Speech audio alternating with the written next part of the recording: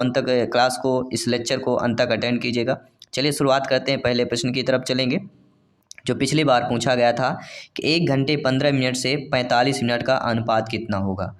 3:5, 5:3, 7:5 या 4:3। जिनसे भी क्वेश्चन बनता हो वीडियो पॉज कीजिए, रब पेन में सॉल्व कीजिए और हमें कमेंट के माध्यम से बताइए। तो 1 घंटे 15 मिनट, तो इसको हम क्या लिख सकते हैं? 1 घंटे 15 मिनट को 1.45 लिख सकते हैं। या सबसे बड़ा सिंपल सी बात है, 1 घंटे में 60 मिनट होते हैं, 15 मिनट इसमें और जोड़ लीजिए, टोटल हो जाएंगे 75 मिनट। तो 75 अनुपाते कर लीजिए 45, ये मिनट का हो जाएगा। अब इसको आपको डिवाइडेशन कर लेना है और कुछ नहीं करना। क्या कर लेंगे? डिवाइडेशन। और डिवाइडेशन के तो 15 पना 75, 15 दिया 45, 5:3 आना चाहिए, 15 से कट जाएगा तो 5:3 यानी बी ऑप्शन। तो 1 घंटे 15 मिनट से 45 मिनट का अनुपात 5:3 हो जाएगा। तो घंटे मिनट में दिया रहे तो दूसरा जो हो तो मिनट में, दोनों चीज़ें जो बराबर में कर लीजिए, या घंटे घंटे में करिए या मिनट मिनट में। ठीक है, तो आसानी से आप लोग सॉल्व कर पाएंगे। इसके बाद दूसरा प्रश्न यहाँ पे क्या पूछा जा रहा है? दूसरा प्रश्न पूछा गया है कि 999 और 3000 के बीच 4 अंकों वाली कितनी संख्या है? 4 अंक और 3 अंक, 2 प्रश्न आपके एग्जाम में पूछे जाते हैं, कोई भी संख्या आ सकती है। ठीक है, तो इनमें से दोनों के बीच 4 अंकों वाली संख्या हम कैसे निकालेंगे? इसके लिए फार्मूला होता है, कुछ 2 लाइन का उत्तर है। फार्मूला क्या होता है? संख्याएं बराबर लिखना है, संख्याएं बराबर 3000 माइनस 3 अंकों वाली संख्याएं। क्या लिखना है यहाँ पे? 3 अंकों वाली संख्याएं माइनस 1 कर देना। ठीक है, तो यहाँ पे हमारा क्या आ जाएगा? 3000 माइनस 999 और -1 कर देंगे। 3 अंकों वाली संख्या हमारी 999 हो जाएगी और -1 कर देंगे। भाई इसके दोनों के बीच हमें निकालना है ना, तो 3000 माइनस 999 -1 कर देंगे। तुम्हारी वैल्यू कितनी है? अब 3000 999 माइनस करेंगे, कितना आ जाएगा? सभी लोग माइनस करिए। 3000 में 999 आपको माइनस करना है तो हमारा आएगा 2001, और 2001 में क्या करना है? -1 कर देना है, तो हमारी वैल्यू आ जाएगी 2000। जब 2000 वैल्यू हमारी आ जाएगी तो यहाँ पे जो सेकंड ऑप्शन दिया गया वह आप लोगों का सही हो जाएगा। सभी लोग समझ गए अच्छे तरीके से? नहीं समझ रखे हैं तो ये पूरा है, टाइप किया हुआ है, समझिए, स्क्रीनशॉट लीजिए कुछ भी। इसके लिए संख्याओं का फार्मूला क्या होता है? जब 2 संख्याएं दी गई हों उनके बीच का अंतर निकालना हो, तो जब 3 संख्याओं, अगर 4 अंकी वाली संख्याएं हैं और 3000, तो -3 अंकों वाली संख्या जो उसको लिख देना है और -1 में घटा देना है, जो आपकी वैल्यू होगी वह आपके आंसर आ जाएगा।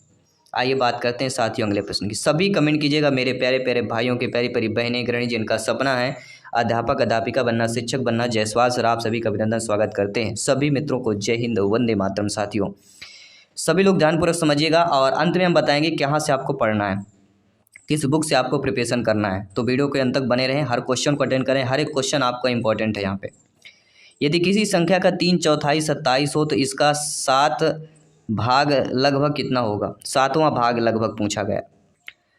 किसी संख्या के 3/4 अगर 27 हो, 3/4 अगर 27 हो तो इसका 7वां भाग लगभग बताना है। सभी लोग बताइए कितना हो जाएगा? तो चलिए ध्यानपूर्वक समझिएगा यहाँ पे। अब देखिए किसी संख्या का 3/4 मतलब वही संख्या में x मान लेते हैं और इसका 3/4 किसके बराबर है? 27 के बराबर है। यानी कि 3x बराबर क्या हो जाएगा? 27 × 4, यानी कि 3x बराबर क्या आ जाएगा? 27 × 4/3, 3 और 27, 9 चौको 36। x की वैल्यू हमारी यहाँ पे क्या निकल के आ गई? 36 निकल के आ गई। ठीक है, गुणा भाग आपको फास्ट करना पड़ेगा। अब यहाँ पे कह रहा है इसका 7वां भाग, तो 36 का 7वां भाग क्या होगा? मतलब 36/7 कर देना है। मतलब 36 हमें किसका है? 7 का भाग देना है। 36 से लिखा हुआ है और 36 में हमें 7 का भाग देना है, तो 7 पना 35, लगभग 5 बार जाएगा। तो इसका 7वां भाग लगभग, क्योंकि लगभग दिया गया यहाँ पे, तो लगभग फर्स्ट ऑप्शन ही 5 हो जाएगा। ठीक है, तो फर्स्ट ऑप्शन जो दिया गया वह सही हो जाएगा। तो इस प्रकार के प्रश्नों को इस टाइप से हमें सॉल्व करना पड़ता है, हल करना पड़ता है। इसके बाद आइए हम बात करते हैं अगले प्रश्न की। 40, 48, 45 का एलसीएम। देखिए एक प्रश्न आपका एलसीएम और एचसीएफ 2 चैप्टर हैं, किसी भी टाइप से प्रश्न आएगा, 1 से 2 प्रश्न आएंगे। एक प्रश्न तो पक्का रखा हुआ है इस टॉपिक से। ठीक है, तो टॉपिक इंपॉर्टेंट है यहाँ पे। तो 40, 48, 45 का लासा क्या होगा? लगभग इसी प्रकार से प्रश्न आएगा, क्योंकि पिछले ईयर में इसी प्रकार का प्रश्न पूछा गया था। तो लासा के लिए आपको 40 का पहले निकाल लीजिए। ठीक है, 2⁻³ इंटू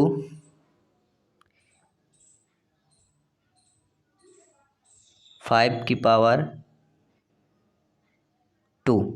इतना आएगा कि नहीं आएगा बताइए।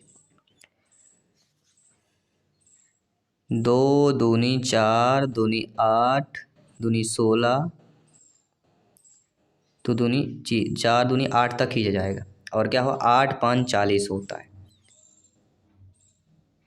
8 5 40 होता है कि नहीं होता है। तो 40 का हमारा जो निकल के आ जाएगा वह निकल के आएगा 2⁻³ इंटू 5⁻1। इसके बाद 48 का निकालना है। तो 48 का क्या निकल के आ जाएगा 2⁻4 कर लेंगे। 16 3 48 3⁻1। और 45 का निकाल लीजिए एलसीएम। 45 में 15 3 45 होता है। 3 तिकाई 9 अपना 45 यानी 3⁻2 इंटू 5⁻1 ये आपको आ जाएगा तीनों। अब लासा क्या है जो तीनों में उपलब्ध होना चाहिए, यानी हम तीनों हमारा क्या उपलब्ध है ये हमें ध्यान देना। ठीक है,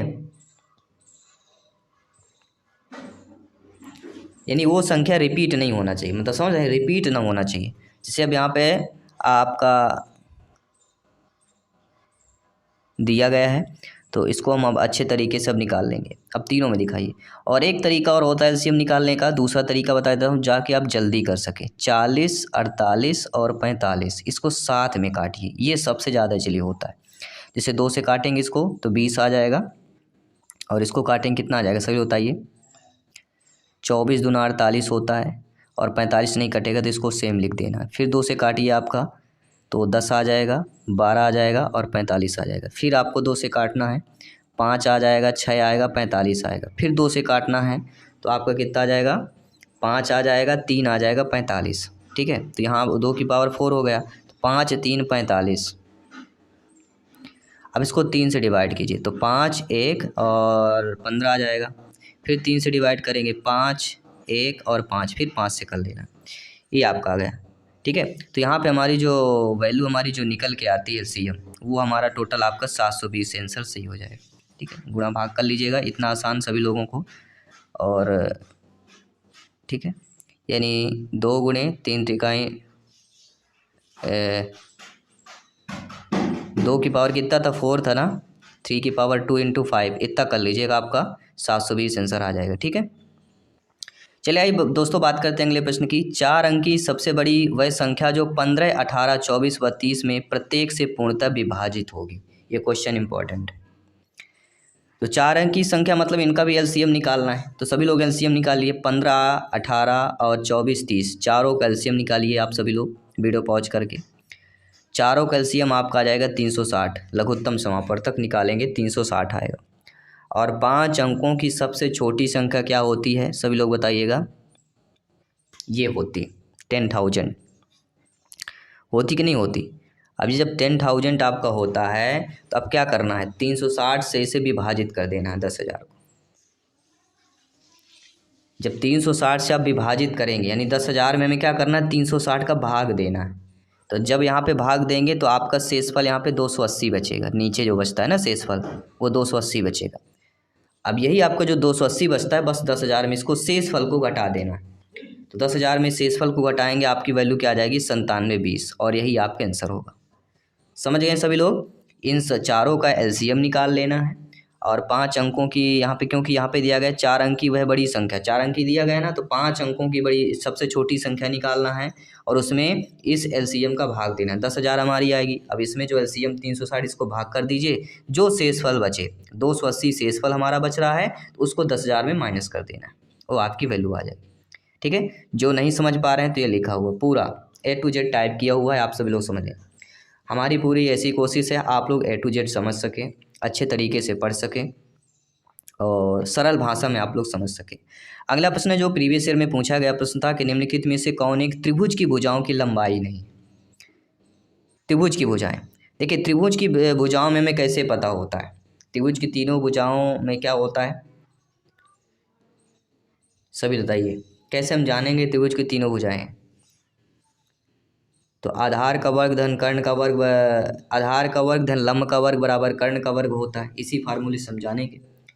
ठीक है। तो जो सबसे बड़ा होगा वह कर्ण कहलाएगा, उसका वर्ग जो दो सबसे छोटे होंगे उनका वर्गों का योग उसके बराबर होना चाहिए, वह आपका त्रिभुज हो जाएगा। तो यहाँ पे आपका जो ये आपका 3 3 दिया गया है, 2 3 4 दिया गया है, 3.1, ये हमारे तीनों त्रिभुज की लंबाई हो जाएगी। लेकिन आपका 7 8 सेंटीमीटर 15 सेंटी नहीं होगा, क्योंकि 15 का वर्ग आप करेंगे, फिर 8 का 8 रही 64, 7 7 49, 49 और 64 को जोड़ोगे तो आपका 225 नहीं हो रहा। इसलिए आपका यह जो है त्रिभुज का क्या हो जाएगा, ये कि त्रिभुज के भुजाएं नहीं होगी, लंबाइयाँ नहीं होगी, बाकी आपके सही दिए गए। अगला प्रश्न है दिया गया, यहाँ पे देखिए ध्यानपूर्वक देखिएगा, 42.72574 हेक्टेयर को सेंटीमीटर में बदलना है। तो कन्वर्ट वाला जो सिस्टम आता है वो मीटर को सेंटीमीटर, किलोमीटर को मीटर, ठीक है, ये पूछा जाता है। मापन संबंधी कह सकते हैं इसको। तो मापन के चैप्टर से प्रश्न आया था, पिछली बार ये प्रश्न आया हुआ था चेंज करने वाला। तो 1 हेक्टोमीटर बराबर हमारा क्या होता है, 100 मीटर होता है, इतना जान लीजिए बस। 1 हेक्टोमीटर की वैल्यू होती है हमारी कितने मीटर के बराबर होती है, 100 मीटर के बराबर होती है। 1 हेक्टोमीटर मतलब 100 मीटर। अब इसमें 42.72574 दिया गया, तो इसमें 100 का गुणा कर लेना है। 100 का गुणा करेंगे तो जो हमारा दशमलव है वह आपका 2 अंक यहाँ पे आ जाएगा, 4772.574 आ जाएगा। बस दशमलव का गेम है। तो देखेंगे फोर्थ ऑप्शन हमारा जो दिया गया है वैसे ही जो है, क्योंकि अगर 100 का गुणा करेंगे तो आपका दशमलव 2 अंक बाद लग जाएगा। ठीक है, इतना तो आप सभी लोग समझदार हैं, समझ गए होंगे। फिर भी अगर दिक्कत आ रही है आपको समझने में तो ये टाइप किया हुआ है, अच्छे तरीके से वीडियो को पॉज करें, समझें अच्छे तरीके से। ठीक है, हमारी यही कोशिश है, जो चीज़ भी पढ़ें आपके रिमाइंड में होना चाहिए, आपके दिमाग के माइंड की मेमोरी में सेव होना चाहिए, क्योंकि ये कंसेप्ट क्लियर होना चाहिए। इनमें से कौन सा सही नहीं, 1 सेंटीमीटर बराबर 0.01 मीटर, बिल्कुल सही बात है। 1.570 किलोग्राम बराबर 1570 ग्राम, ये भी सही है। 1.2 किलोग्राम बराबर 1200 मीटर।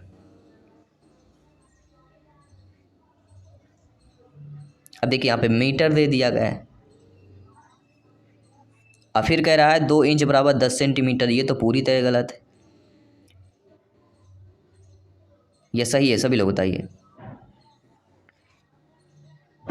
बिल्कुल सही दिया गया है। देखिए मैं क्यों सही नहीं दिया गया, क्योंकि 1 इंच में वैल्यू हमारी कितनी होती है, ध्यान दीजिएगा, ध्यान, ये बहुत इंपॉर्टेंट हो।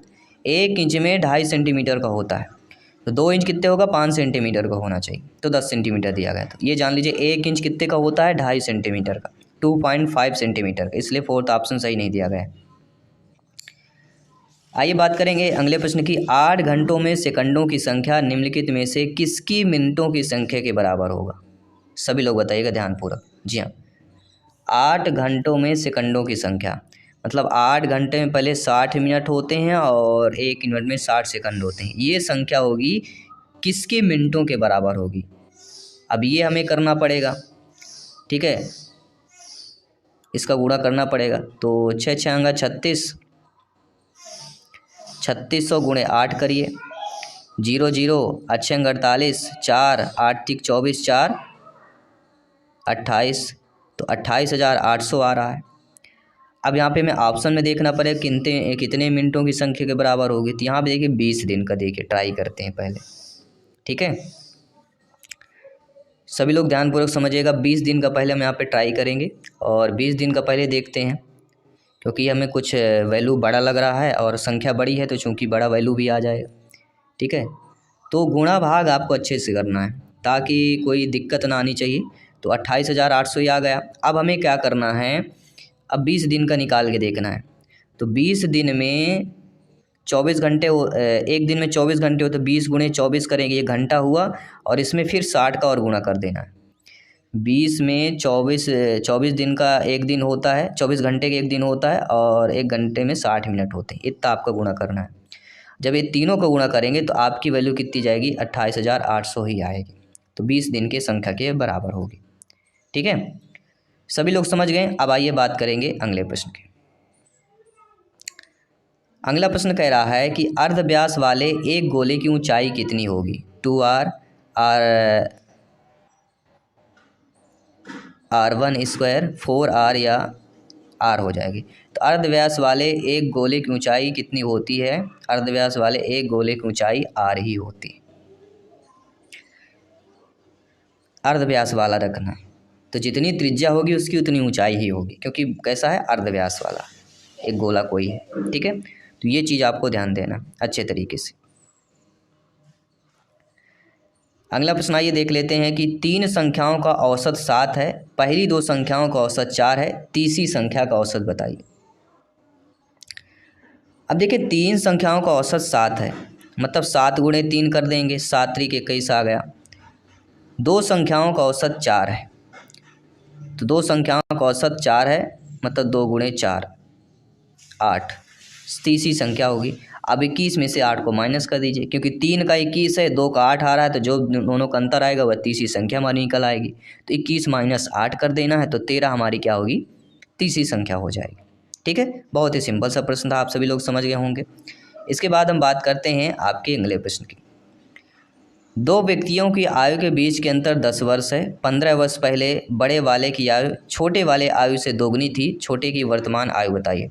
और आपको पता होगा आयु वाला पिछली बार प्रश्न जो है आया था, और आप जानते हैं कि आयु वाले प्रश्न जो है एग्जाम में पूछे जाते हैं। तो इन चीज़ों को आपको समझना है कि किस प्रकार के प्रश्नों को हमें सॉल्व करना है। तो यहाँ पे देखिए दो व्यक्तियों के आयु के बीच का अंतर 10 वर्ष है। ये एसएससी जीडी के वाला प्रश्न आया हुआ था, पिछले ईयर में आया हुआ था। और एसएससी जीडी और लगभग जो आपके एमपी पुलिस कांस्टेबल में पेपर होते हैं, जो आपके और जीडी लेवल के प्रश्न होते हैं, उनसे जो है मैथ्स के क्वेश्चन, टफ क्वेश्चन उठाए गए हैं। तो इसलिए पिछली बार मैथ्स के क्वेश्चन थोड़ा टफ आया हुआ था, लेकिन इस बार आपको टफ नहीं लगेगा। ठीक है, तो यहाँ पे क्या करना है, दो व्यक्तियों के आयु के बीच अंतर 10 है, तो छोटे व्यक्ति का वर्तमान आयु क्या होगा, x माइनस 10 वर्ष मान लेना है। ठीक है, 15 वर्ष पहले बड़े वाले की आयु छोटे वाले आयु से दोगुनी थी, यानी 15 वर्ष पहले, तो x माइनस 15 होगा। छोटे व्यक्ति की आयु क्या थी, बड़े वाले आयु के छोटे आयु से दोगुनी थी। तो यहाँ पे हमारा क्या हो जाएगा, x माइनस 10 माइनस 15 बराबर x माइनस 25। भाई x माइनस 10 माइनस 15 करेंगे तो इसकी वैल्यू कितनी आ जाएगी हमारी, x माइनस 10 माइनस 15 करेंगे तो x माइनस 25 वैल्यू आ जाएगी। तो समस्या हमारी क्या आ रही है, प्रश्नानुसार बड़े व्यक्ति की आयु छोटे व्यक्ति आयु से दोगुनी थी। क्या करा है, छोटे वाले आयु की दोगुनी थी, तो बड़े व्यक्ति की छोटे आयु की दोगुनी थी, तो बड़े व्यक्ति की वर्तमान आयु कितनी हमारी यहाँ पे निकल आएगी, 15 10 35 वर्ष। बड़े व्यक्ति क्या हो जाएगी, 35 वर्ष निकल के आ गई। तो छोटे की वर्तमान आयु क्या करना है, 10 वर्ष का अंतर है, तो 35 माइनस 10 कर दीजिए, 25 वर्ष आ जाएगा छोटे की आयु। ठीक है, तो 25 वर्ष यानी फोर्थ ऑप्शन जो दिया गया है वह आपका सही हो जाएगा। जिनको नहीं समझ में आ रहा है, ये लिखा हुआ पूरा टाइप किया हुआ A to Z, वीडियो को पॉज करें और समझें अच्छे तरीके से। अगला प्रश्न, निदानात्मक परीक्षण का महत्व क्या होता है। देखिए निदानात्मक परीक्षण का महत्व निर्देशन में भी होता है, शिक्षण में भी होता है, और उपचारात्मक शिक्षण की व्यवस्था करने भी होता है, अर्थात उपरोक्त सभी। ये एमपी टेट 2022 में पूछा गया प्रश्न था। इसके बाद अगला प्रश्न देख लेते हैं कि आधुनिक शिक्षण विधियों का प्रयोग ना किया जाना निम्न में से किसकी एक समस्या है, पाठ्यपुस्तक की, शिक्षण की, विद्यालय की या अभिभावकों की। तो आधुनिक शिक्षण विधियों में का प्रयोग अगर नहीं किया जा रहा है तो वो जो सबसे प्रमुख समस्या होती है वह किसकी होती है, शिक्षण की व्यवस्था होती है। ठीक है, अगला प्रश्न देख लेते हैं, कौन सा संबंध यहाँ पे गलत होगा। 10 की घाते -2 डेसीमीटर बराबर 1 मिलीमीटर, सही दिया गया है। 10.-2 डेसीमीटर बराबर 1 सेंटीमीटर। तो जब पहला सही हो गया तो दूसरा गलत ही होगा, सेम टू सेम दिया गया इसलिए गलत हो जाएगा, क्योंकि 1 सेंटीमीटर में बराबर 10 की घाते -3 डेकामीटर होता है, डीएम डेकामीटर। क्या होता है, 1 सेंटीमीटर की वैल्यू किसके बराबर होती है, 10 के घाते -3, या इसको 1/1000 लिख सकते हैं। 1 सेंटीमीटर की वैल्यू 1/1000 डेकामीटर के बराबर होती है। बाकी 10 की घाते -2 किलोमीटर बराबर 1 डेकामीटर, बिल्कुल सही दिया गया है। 10 की घाते -3 हेक्टामीटर बराबर 1 डेसीमीटर, ये भी सही दिया गया। लेकिन जो सेकंड वाला है तो वो थोड़ा सा, ठीक है, सभी लोग ध्यानपूर्वक समझिए। अगला प्रश्न है, सही उत्तर को चयन करना है। 80 डीएम डेकामीटर वर्ग डेकामीटर बराबर मिलीमीटर में कन्वर्ट करना है। यदि डीएम बराबर डेसीमीटर, एमएम बराबर मिलीमीटर दिया गया है, तो डेसीमीटर को मिलीमीटर में कन्वर्ट करना है, ये जानना बहुत ज़रूरी है। ये आपको पता होगा कि 1 मीटर बराबर 10 डेसीमीटर होता है और 1 मीटर बराबर 1000 मिलीमीटर होता है। ये भी पता होगा कि 1 डेसीमीटर बराबर 100 मिलीमीटर होता है। तो 80 दिया गया है तो 80 गुणे 100 कर लीजिए, और वर्ग दिया गया है तो यहाँ पे मिलीमीटर दिया गया है ना, और वर्ग मिलीमीटर में हमें निकालना है आंसर। तो यहाँ पे हमें करना क्या पड़ेगा, 80 गुणे 100 और करना पड़ेगा, तब आपकी वैल्यू क्या आ जाएगी, 8 लाख। और 8 लाख किस में दिया गया है, 4th ऑप्शन मिलीमीटर हो जाएगा। अगला प्रश्न देखिएगा, दिया गया गुणनफल 1680 24 15 बराबर किसके बराबर होगा। एक सप्ताह में सेकंडों की संख्या के, 5 दिनों में सेकंडों की संख्या के, यानी सेकंड संख्या दिया गया है। तो इन सभी का गुणा करिए पहले, तीनों का गुणा करके देखिए। तीनों का गुणा करेंगे आपकी वैल्यू जाएगी 64800, 6,04,800। ये आपकी क्या आ जाएगी, ये जो ऊपर दिया गया गुणनफल। अब इसमें सबका गुणा करके देखिए ये कौन सा आपका सही आ रहा है।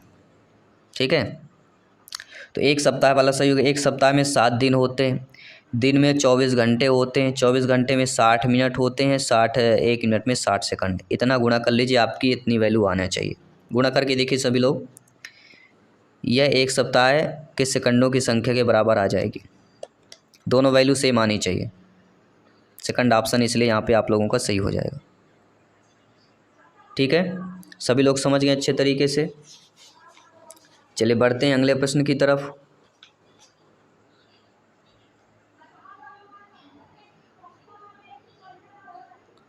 अगला प्रश्न है कि 12 मीट्रिक टन 8 क्विंटल में से 8 मीट्रिक टन 50 किलोग्राम घटाने पर प्राप्त होता है।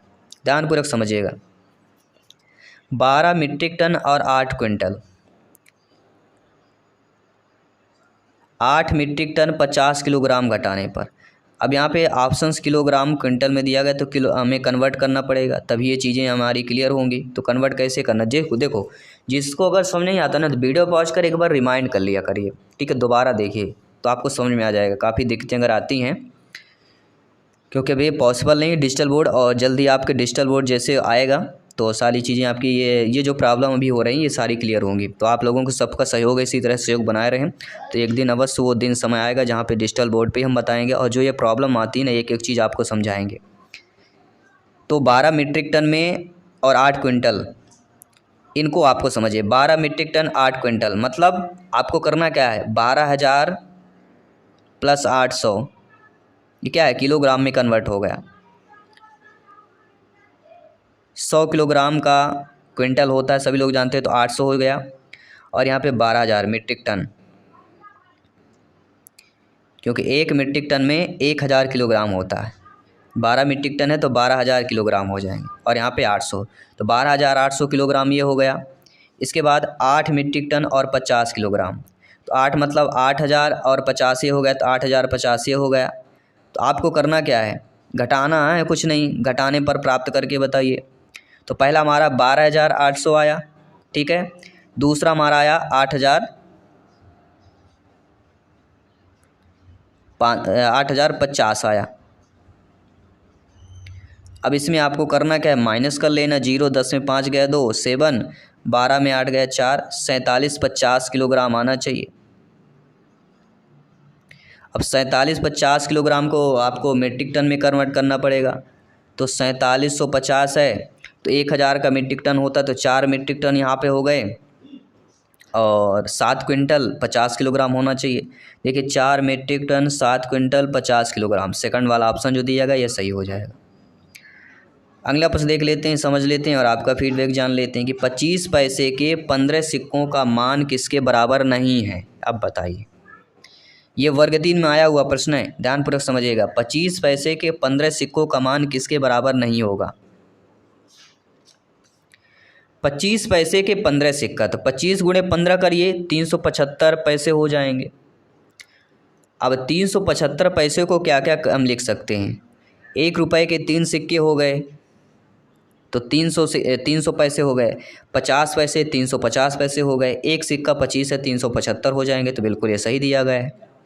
इसके बाद दूसरा 1 रुपये के 2 सिक्के मतलब 200 हो गया, फिर 50 पैसे 250 पैसे, फिर 3 सिक्के और 25 पैसे और हो गए, 50 पैसे के 3 सिक्के सॉरी दिया गया, तो 2 सिक्के 200 पैसे हो गए, 50 के 3 दिया गया तो 150 ये हो गए, तो 3.5 हो गए, 25 और तो ये भी 75 हो जाएंगे, 375 पैसे। 1 रुपये के 3 सिक्के तो 300 हो जाए, 25 पैसे के 3 तो 25 नहीं बचा, 375 पैसे ये भी हो जाएंगे। इसके बाद कह रहा है 1 रुपये के 3 सिक्के तो 300 हो गए और 25 पैसे के 2 सिक्के तो 25 दूनी 50 हो गए, ये गलत दिया गया। तो चौथा वाला असत्य दिया गया, बाकी आपके तीनों सत्य दिए गए। तो 1 2 3 असत्य बताना, तो केवल चौथा असत्य होगा, बाकी सारे सत्य होंगे। चलिए क्वेश्चन आप सभी लोगों के लिए मॉक क्वेश्चन के रूप में दे रहे हैं कि घड़ी में बड़ी सुई के किसी अंग से ठीक अगले अंग तक पहुंचने में लगने वाले समय के लिए कौन सा असत्य होगा। 5 मिनट 300 सेकंड, 1/12 घंटा, 1 घंटा। ये वर्ग 2 में आया हुआ प्रश्न है। घड़ी में बड़ी सुई के किसी अंग से ठीक अगले अंग तक पहुंचने में लगने वाले समय में कौन सा असत्य होगा। 5 मिनट का लिखते हैं, 300 सेकंड लिखते हैं, 1/12 घंटे लिखते हैं या 1 घंटे, कौन सा असत्य होगा ये आपको कमेंट करके बताना है।